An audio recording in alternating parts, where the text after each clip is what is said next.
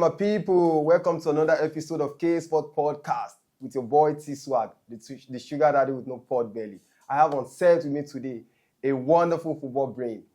Welcome, my brother. Welcome to the show. Thank you. Thank Let you so much. our audience know who you are now. Hi, guys. Welcome to another episode of the podcast. My name is Michael Adegbili, or you can call me the official Mikolo. And it's an honor to be here to come and gist and talk sports. Yeah. It's another beautiful day to gist and talk about sports. So, Mr. Mikolo, maybe today now, we don't know ourselves what you get. So, and I know you're an Arsenal fan. Presently, you're having some kind of joy inside you. Not presently now. It's been going on for like 2-3 seasons. Okay. Now, Chelsea fans, they get temporary joy. Calm down. I can see the joy in you. Now, let's talk about Arsenal. Okay. So, Arsenal has been doing wonderfully well for the past 2-3 seasons now. You know, we can see defensive-wise, Arsenal has been one of the top teams in Europe. Yeah. So, with your defensive ability presently, do you think Arsenal are title contenders?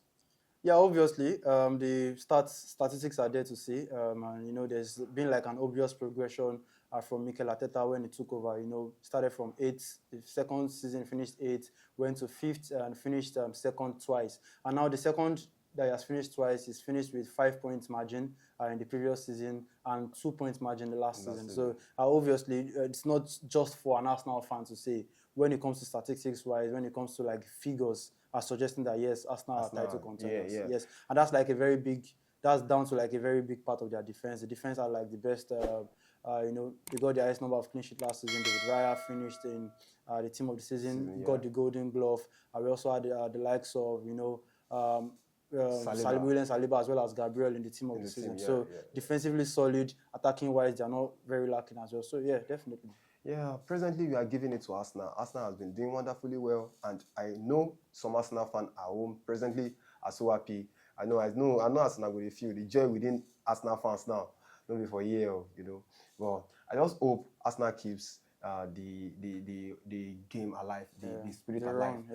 I hope they keep it alive. Now, talking about Arsenal, we've observed some kind of indiscipline acts in the Arsenal team. You know, based on the stats, it's not an agenda, it's stats. Okay. You can see what happened in the game between Arsenal and Manchester City to Trossard.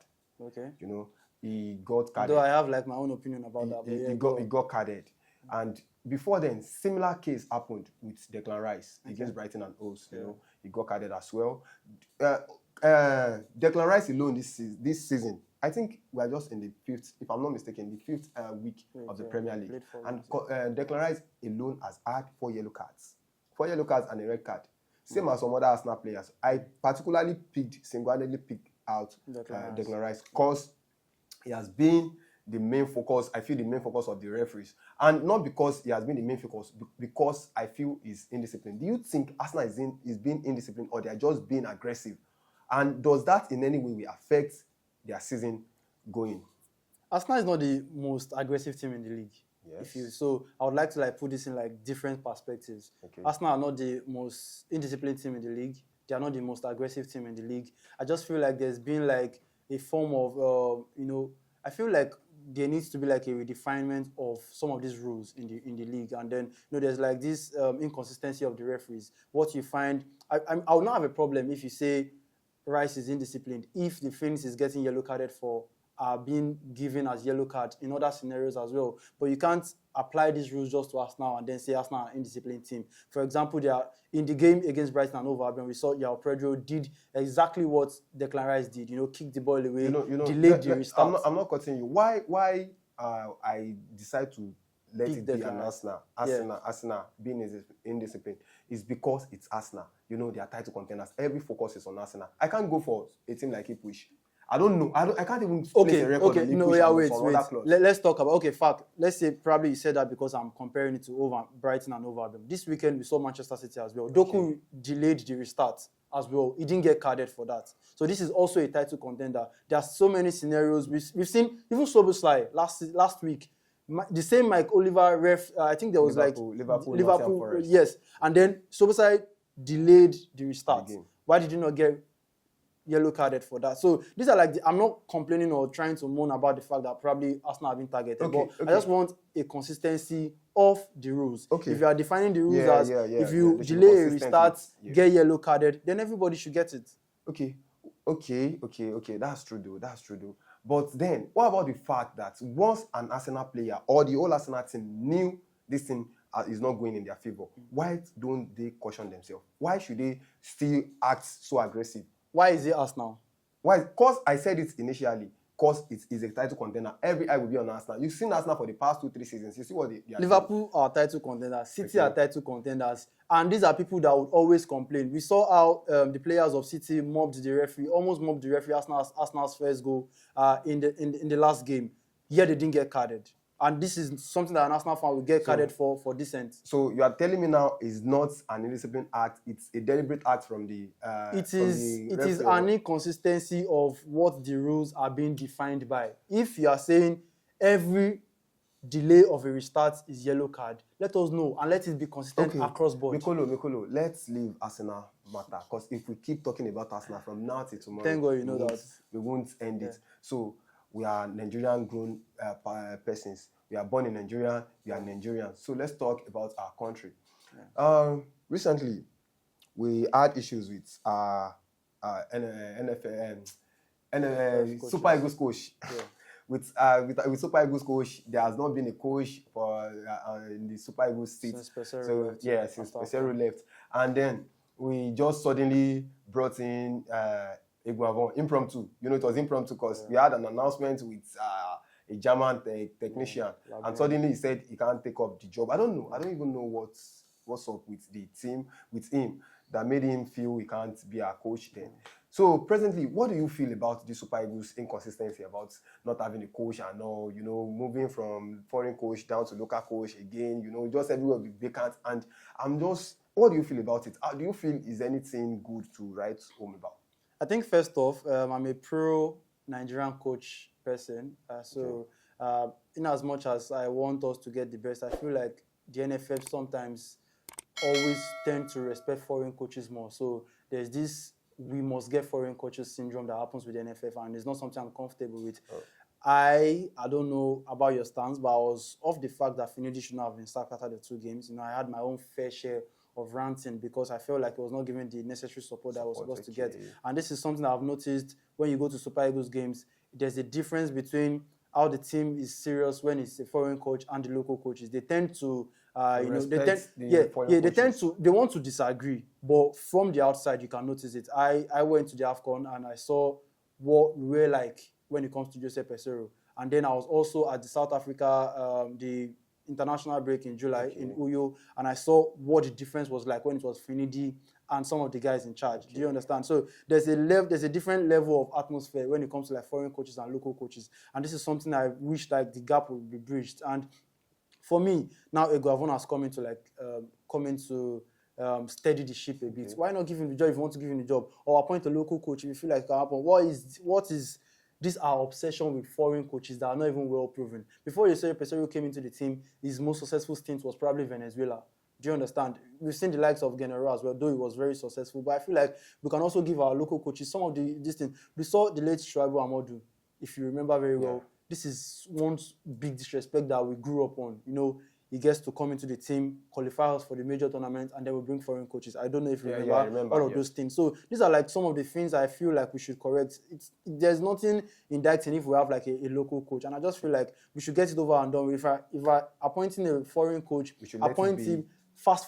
If you're appointing a local coach, do it on time. Iguavon was given this job the last international break, a week. Impromptu, and then they had to like draft the likes of coach of Remo Stars and coach of Rangers, Fidelis Ilechuko, as well as Daniel Ogumodede to assist him. So I feel like we should take our NFF job, our Super Eagles job seriously. Announce the coaches if you want to do, and just stop the delay in their line. Okay. Talking about the NFF, we saw what our local coaches did.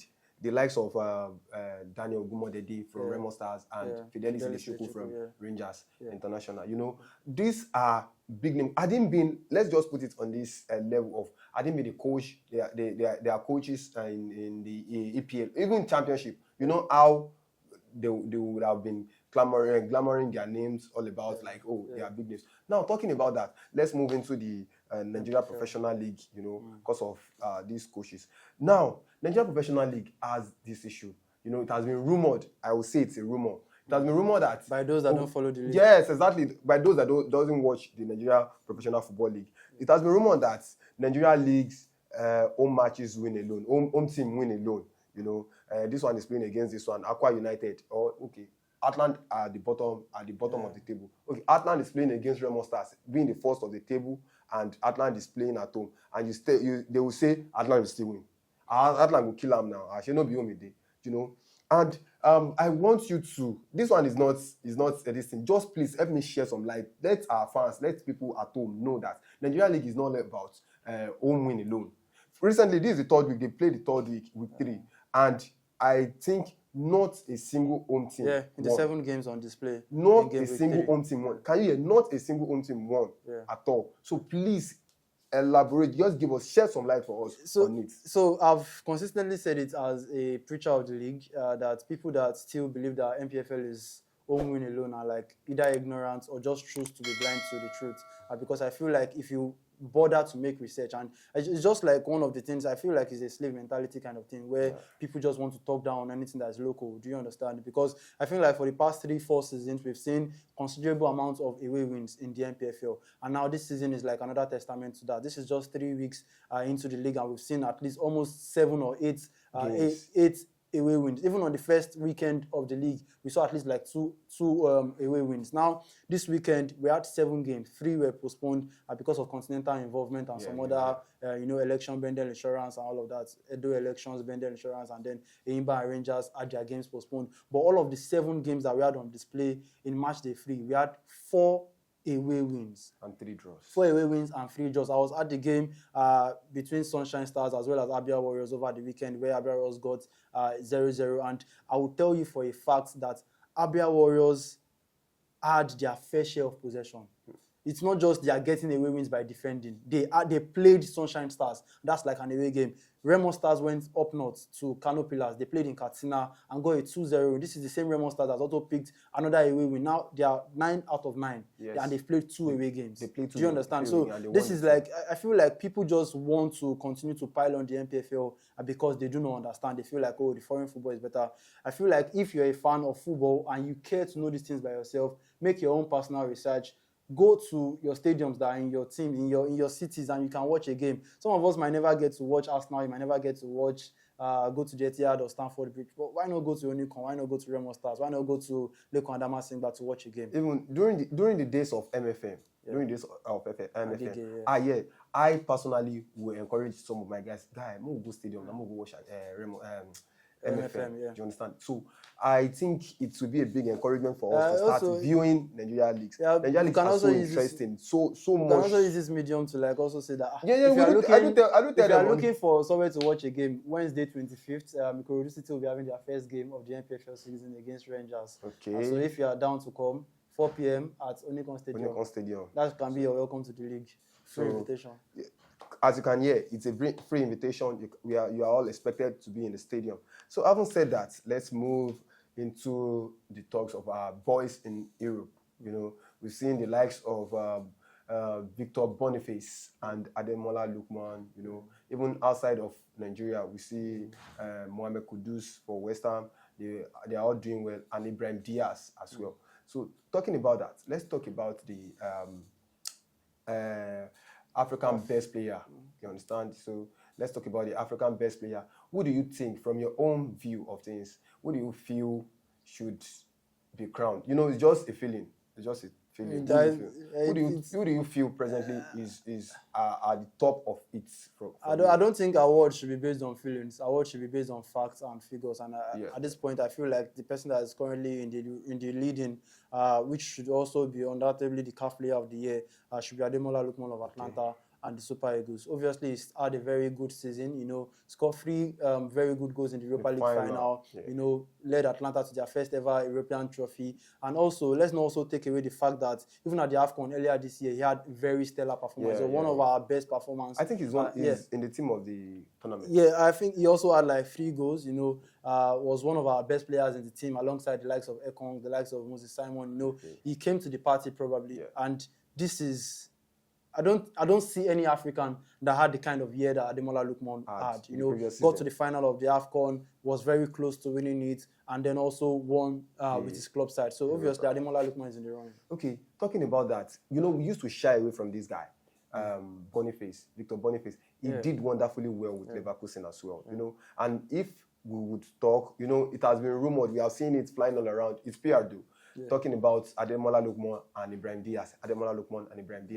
Why are we not talking about Victor Boniface and, of course, Mohamed Kudus as well? Yeah, for me, I think Ibrahim Diaz thing is a Madrid tax kind of thing, because I feel like when you go to Madrid, all eyes are on you. You have the PR on your side. Everything you do is actually highlighted because they get to win trophies, you know, win the Champions League. But when it comes to this is a specific award. It's for the CAF African Player of the Year. CAF means Confederation of African Football. An African footballer. Now, this is Ibrahim Diaz that I don't think he has even naturalized for Morocco up to 6 months yet. He didn't even play in the AFCON. Do you understand? He has barely played 3 games for Morocco. So why is he in the conversation? When we have the likes of Victor Boniface, the MVP of the AFCON was William Troost-Ekong. You know, he had an amazing tournament. There's the likes of Ronwen Williams for South Africa, a very good goalkeeper, won the goalkeeper of the tournament, and all of that. There's also, you know, Sebastian Haller. Sebastian Haller scored the final in this, and also had a very good season with Borussia Dortmund. I can list 10 names of African players before Ibrahim Diaz. So I do not like the fact that it's now looking like it's an head-to-head between Ademola Lookman and Ibrahim Diaz. He doesn't come into the category. He shouldn't even be nominated in the top 10. Ibrahim Diaz, yes. Okay, as you can hear, Mikolo said, not me, it's Mikolo. He said Ibrahim Diaz should not be nominated in the top 10. Yes. Okay. Now, from the view of things, like you said, let's feel Ibrahim Diaz is out of the picture now. Who do you feel? Which big names you will see as the top 3 in the CAF rating for the African Player of the Year?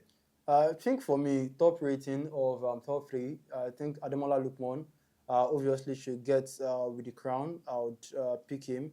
For second position, I would go with Victor Boniface. I feel like it was a very big factor in Bayern Leverkusen's unbeaten run before he got injured. He won the Rookie of the Year, back-to-back in the first half of the season and all of that.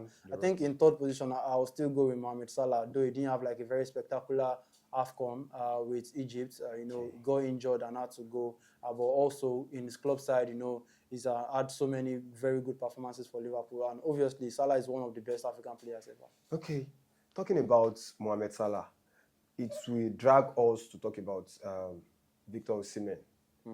So Victor Osimhen moving to Galatasaray. What do you say about this guy? Let's just round it up with that. I feel like it's what both parties needed. It's just for peace to reign, because Napoli were always going to drag this issue, and then Victor Osimhen also didn't want to go back on his promises. He needs to play football, and he found somebody that was willing to match what Napoli wanted. It's a win-win for everybody. He gets to play for 6 months or 1 year, gets any other move in the summer, and that's very good for everybody. Yeah, it's a big move for Victor Osimhen, and it's a nice one as well. We have come to the end of today's gist. I'll say it's a gist, you know. So, Mikolo, thanks for coming to the show. You're welcome, my guy. Okay. And people out there, it's the end of the K-Sport Podcast show today. So, like we used to tell you, follow us on all social media, and we are on Instagram, on TikTok, on Facebook, and of course, on YouTube. Just search for K-Sport Podcast. See you next week. Still remain your boy, T-Swag, the sugar daddy with no pot belly. Peace out.